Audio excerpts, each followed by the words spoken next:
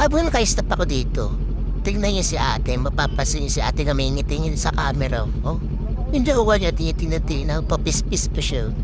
Tumingin din yung isang si ate doon na naka-helmet ko.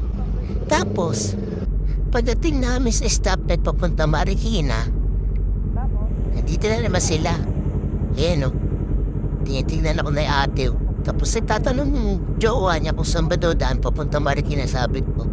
Diyan, sige, kaya kalapit pa ako ni ate o. Ate, wag mo ko kalapitin, nagagalit na yung jowa mo. Sa mga natingin sa akin, tumawa lang. Tumatawa lang, papispis pa kasi ito yun. Tapos nagtuturo na siya, kung ano daw yun. Sabi ko, ano lang yan. Yan. Ano lang yan, yun. Ayun. Tinignan din ng jowa niya. Magkano bilhin mo dyan, kuya? Sabi ko, piso tumpok lang to. Bili ko dito, piso tumpok lang eh. Tapos meron pa siyang tinatanong ulit. Nako, meron pitry brum-brum. Di, madali lang i-brum-brum to. Tapos yung nag-go na, dire-diretso lang siya, hindi man lang nag-thank you sa akin.